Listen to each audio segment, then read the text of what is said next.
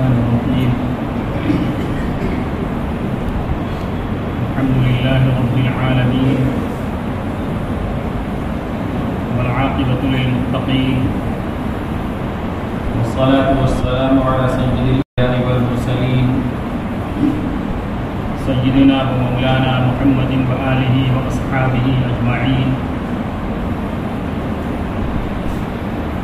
أما بعد فقد قال الله تبارك وتعالى في القرآن المجيد: أعوذ بالله من الشيطان الرجيم بسم الله الرحمن الرحيم ما كان محمد أبا أحد من رجالكم ولكن رسول الله وخاتم النبيين. وعن ثوبان رضي الله تعالى عنه أنه قال قال رسول الله صلى الله عليه وسلم سيكون في أمتي 30 كذابون كلهم يزعم أنه نبي وأنه لا نبي بعدي أو كما قال عليه الصلاة والسلام.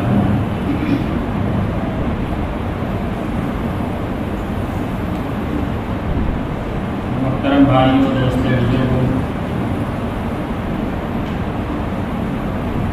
اللہ تبارک و تعالی نے ہم سب کو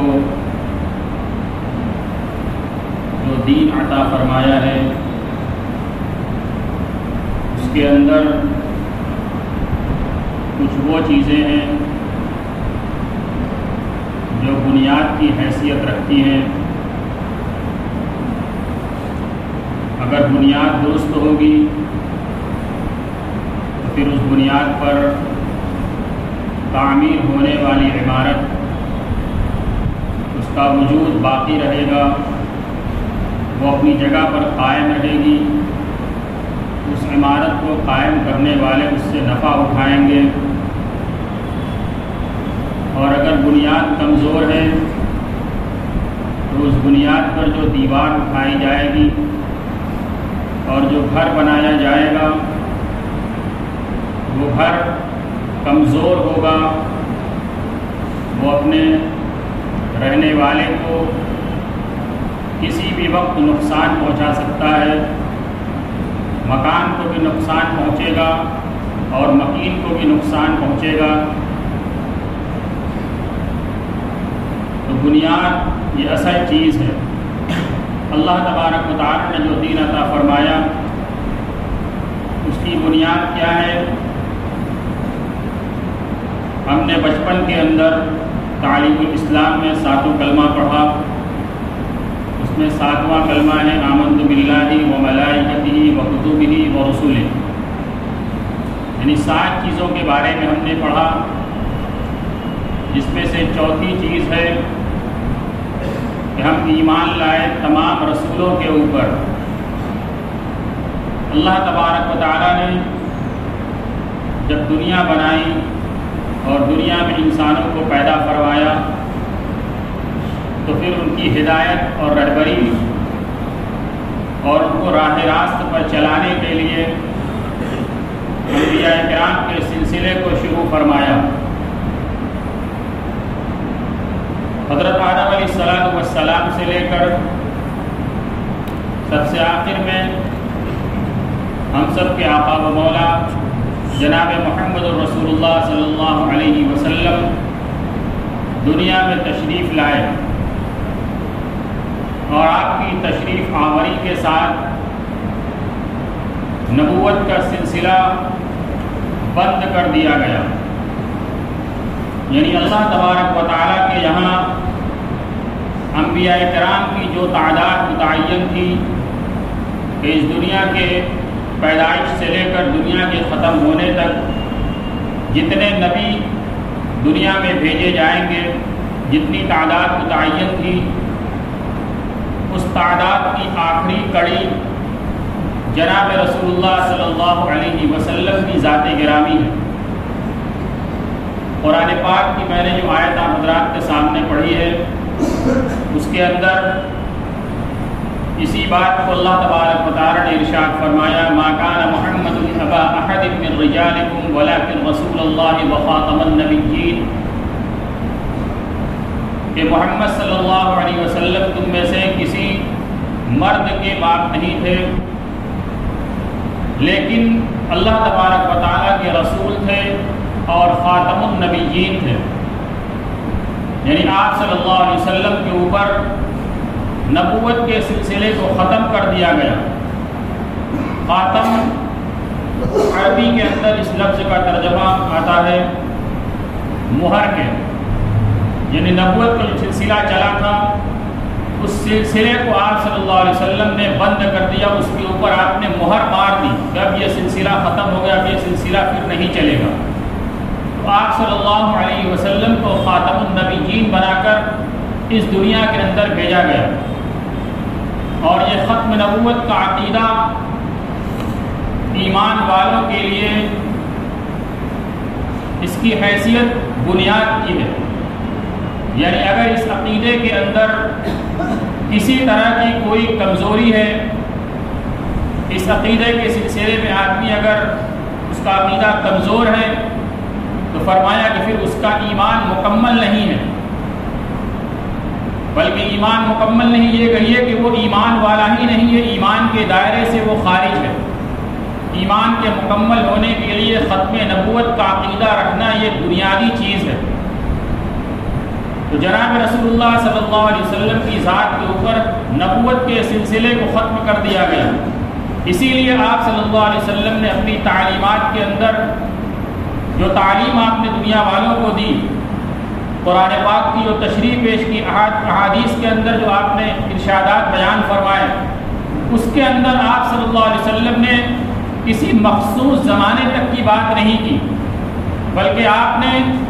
پوری کائنات کے اندر اخیر آنے والے انسان تک کے لیے بات کی، یعنی قیامت تک کے انسانیت کے لیے آپ نے مکمل بات کی کہ قیامت تک اس دنیا کے اندر کیا کیا بڑے بڑے واقعات پیش آ سکتے ہیں، امت کن کن حالات سے دوچار ہو سکتی ہے، کیا بڑے بڑے فتنے آ سکتے ہیں۔ آپ صلی اللہ علیہ وسلم نے دجال کے فتنے سے امت کو آگاہ فرمایا، عیسیٰ علیہ السلام کے نزول کے بارے میں بیان فرمایا، حضرت مہدی کے دنیا میں آنے کو آپ صلی اللہ علیہ وسلم نے بیان فرمایا، اسی طریقے سے عیسیٰ علیہ السلام دجال کو کہاں پر کس طریقے سے قتل کریں گے اس کو بیان فرمایا، اور دنیا کے اندر سارے غیروں کی حکومت ختم ہو کر پوری دنیا میں اسلام کا غلبہ ہوگا، اس کو آپ صلی اللہ علیہ وسلم نے بیان فرمایا، اور پھر اس کے بعد دنیا کے حالات بگڑیں گے اور قیامت آ جائے گی۔ آپ صلی اللہ علیہ وسلم نے آخر دن تک کے حالات کو بیان فرما دیا۔ کیوں؟ اس لیے کہ آپ صلی اللہ علیہ وسلم خاتم النبیین تھے، آپ کو اس دنیا کے اندر آخری نبی بنا کر بھیجا گیا، اور قرآن پاک میں اس بیان فرمایا گیا، اور رسول اللہ صلی اللہ علیہ وسلم نے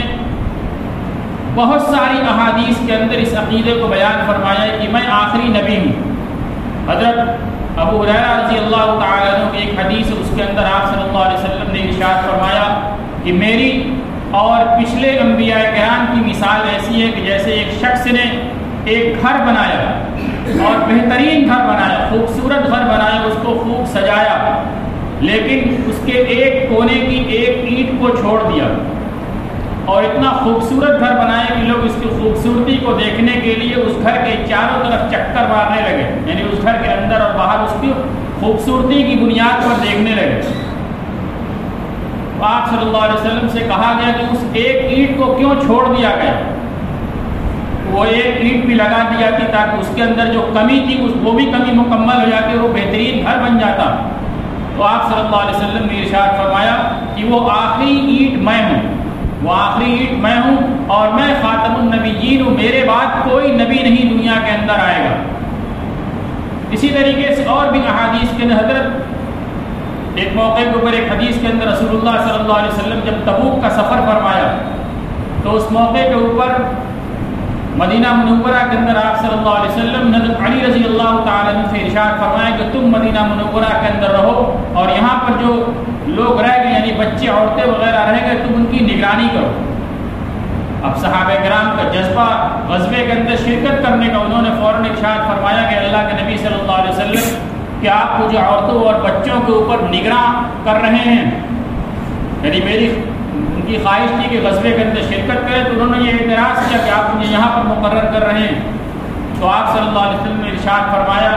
کیا تم اس بات پر راضی نہیں ہو کہ تم میرے ساتھ تمہارا وہ مقام ہو جو حضرت ہارون علیہ السلام کو موسیٰ علیہ السلام کے ساتھ جو تعلق تھا، یعنی میرا تعلق تم سے ایسا ہو جو حضرت ہارون کا موسیٰ کے ساتھ تھا، یعنی دونوں بھائی بھائی تھے، ویسے تم بھی میرے بھائی بن جاؤ۔ لیکن فرق کیا ہے؟ فرق یہ ہے کہ حضرت موسیٰ بھی نبی بنائے گئے، حضرت ہارون بھی نبی بنائے گئے، اور آپ نے اخیر میں ارشاد فرمایا کہ میرے بعد کوئی نبی نہیں ہوگا۔ اور بھی بے شمار احادیث کے اندر آپ صلی اللہ علیہ وسلم نے امت کو اس عقیدے کے اوپر یعنی یہ بات بیان فرمائی کہ میں آخری نبی ہوں، میرے بعد کوئی نبی دنیا کے اندر مبعوث نہیں کیا جائے گا۔ قرآن کی آیت کے اندر، احادیث کے اندر، اسی طریقے سے اجماع امت کے ذریعے یہ چیز ثابت ہے کہ آپ صلی اللہ علیہ وسلم آخری نبی ہیں۔ اجماع امت یعنی اول زمانے سے لے کر آج تک ہر زمانے کے اندر تمام فقہا نے اس بات کے اوپر اتفاق کیا ہے کہ آپ صلی اللہ علیہ وسلم جو دنیا کے اندر آئے ہیں، آپ آخری نبی بنا کر دنیا کے اندر مبعوث کیے گئے۔ تمام مفسرین نے، تمام محدثین نے اپنی کتابوں کے اندر لکھا ہے۔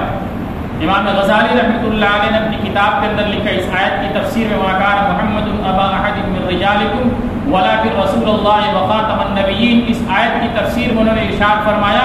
بغیر کسی تعویل اور بغیر کسی تخصیص کے اس آیت کا جو ظاہری معنی ہے وہی معنی پوری امت کے نزدیک مراد ہے۔ ظاہری معنی کیا ہے کہ آپ آخری نبی بنا کر دنیا کے اندر مبعوث کیے گئے۔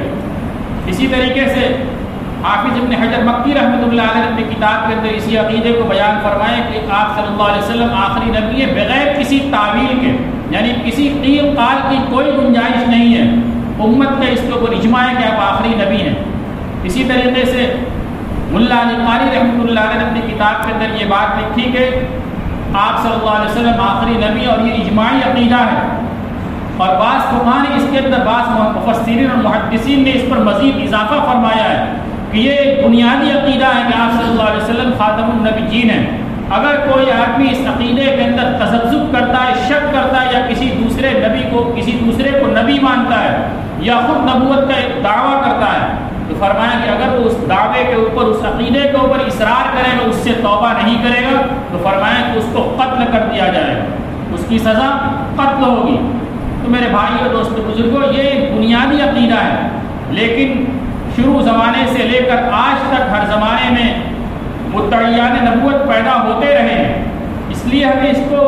جاننے کی ضرورت ہے کہ اگر ہمارے سامنے اس طریقے کا کوئی عقیدہ آئے، کوئی نبوت کا دعویٰ کرے، تو فرمایا کہ اس کو بلا سوچے ایک حرف غلط کے طریقے سے اس کو مٹا دینا ہے کہ آپ صلی اللہ علیہ وسلم آخری نبی ہیں۔ اور آپ نے اس کی پیشن گوئی بھی فرمائی کہ میرے بعد قیامت تک 30 کی تعداد میں ایسے لوگ آئیں گے، سیکون فی امتی 30 کذابون، کہ میرے بعد میری امت میں 30 آدمی ہوں گے جو جھوٹے ہوں گے، یزعم کلہم انہ نبی،